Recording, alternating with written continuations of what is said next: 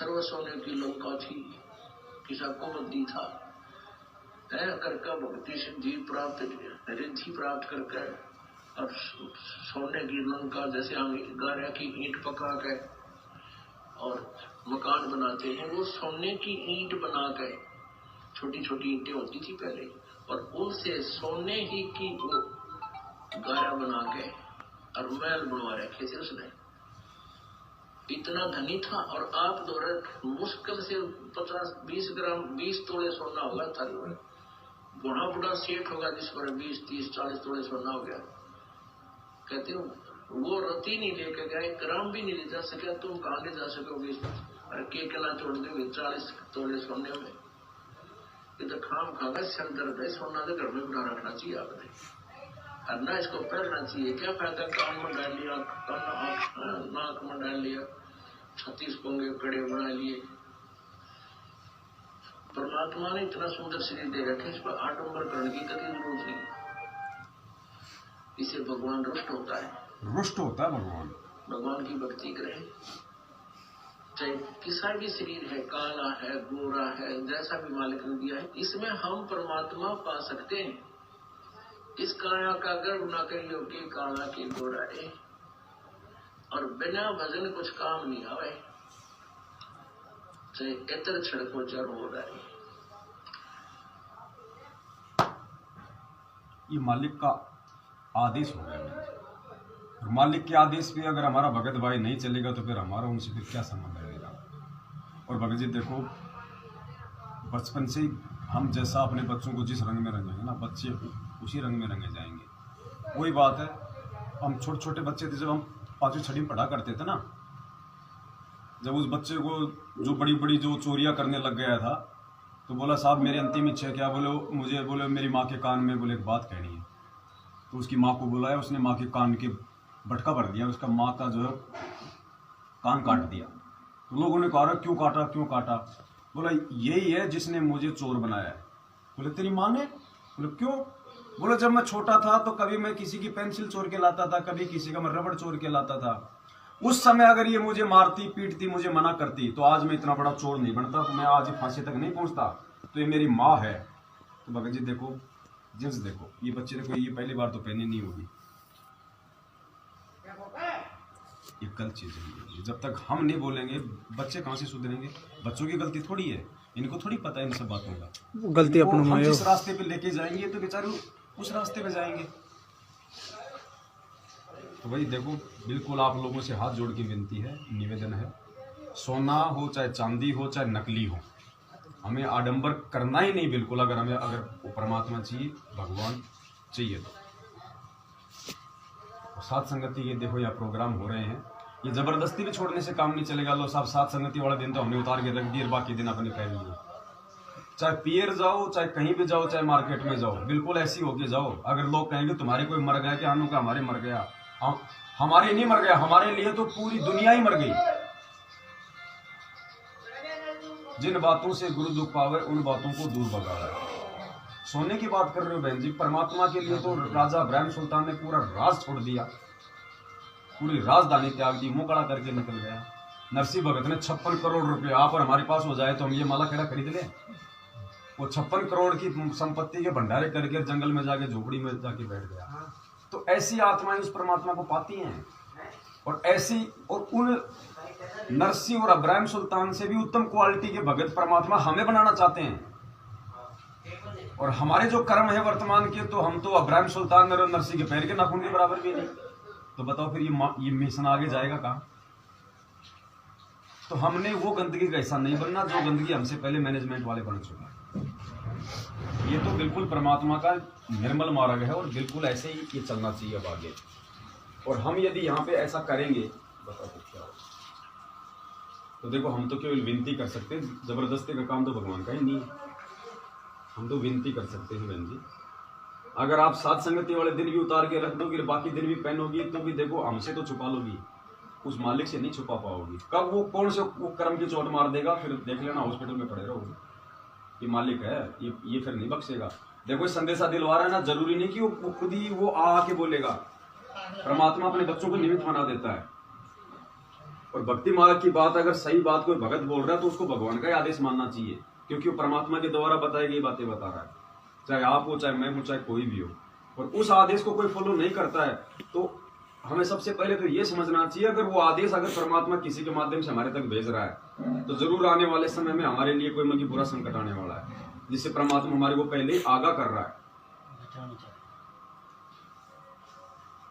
अब मान लो कोई तूफान आने वाला है, कोई समुद्री तूफान आने वाला होता है, तो मुख्यमंत्री प्रधानमंत्री थोड़ी बोलता कि छुप जाओ, भग जाओ।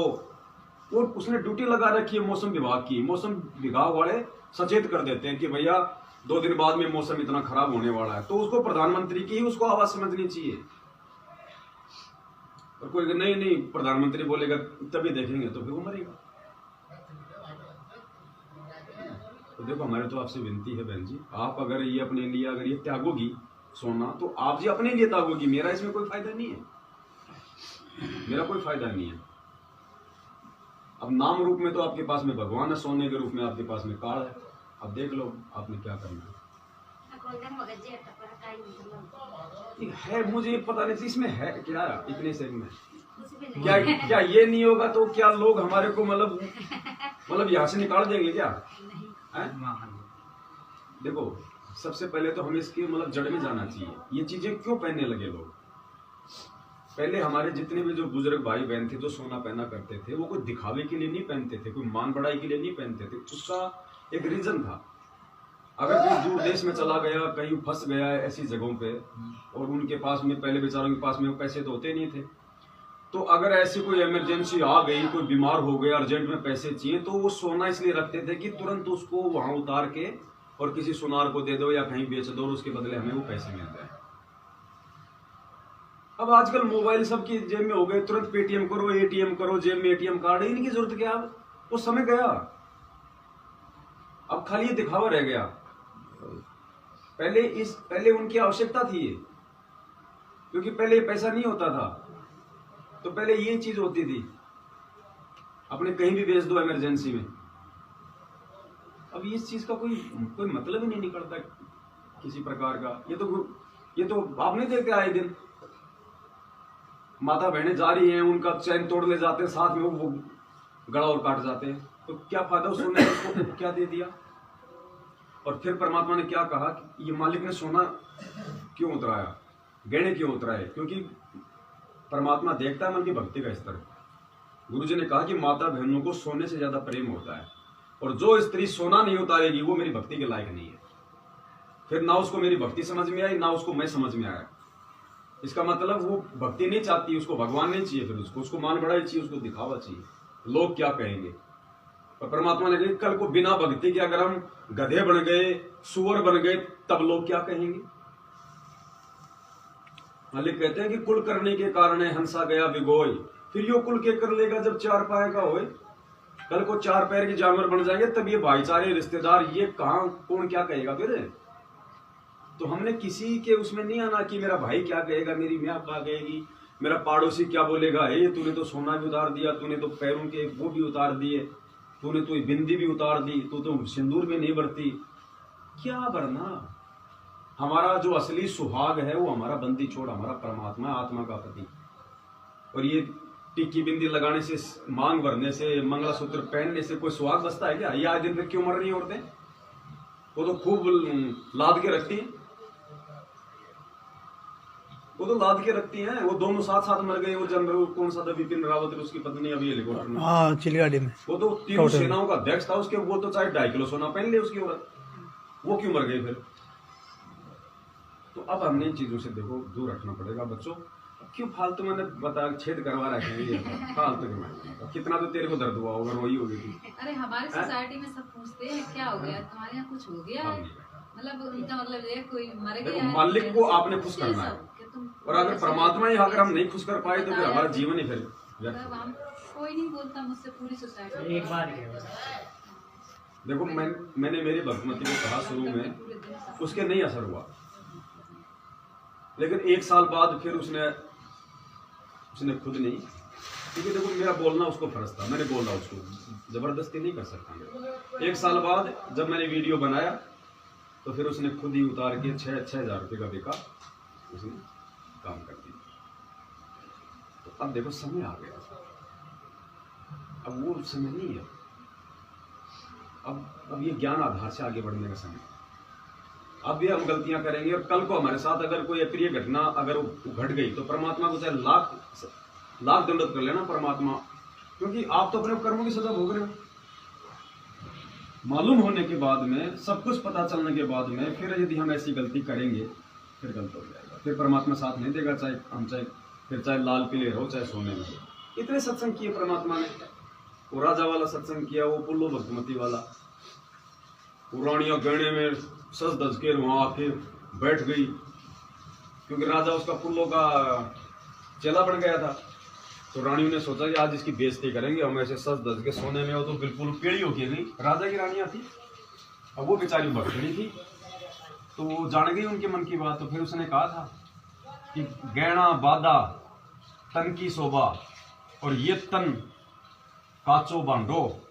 आप कौन बोला बांडो? मटका, बांडा बर्तन। तो उन्होंने कहा कि गहना बादा तन की शोभा, यो तन काचो बांडो, और बिना भजन के कुतिया बनोगी, वरना राम भजो ना रांडो। इस परमात्मा का नाम जप लो, भक्ति कर लो, नहीं तो अगले जन्म में कुतिया बनोगी। क्या तुम अपने आप के अंदर ये पहन के सोनार आपको दिखावा कर रहे हो? तो परमात्मा ने वो उसके लिए थोड़ी कहा था, उन माता बहनों के लिए कहा है जो सोना पहन रही है सत्संग सुनने के बाद भी। वो रांड की संज्ञा परमात्मा ने उन माता बहनों को दी है जो आज भी सोना पहन रही है। अब जैसे गुरुजी कहते हैं कि जो ये होठों के लगा लेती हैं नो पॉलिशर, मालिक ने क्या कहा कि पहले ये कौन करती थी? वेश्याएं, लोगों को लुभाने के लिए।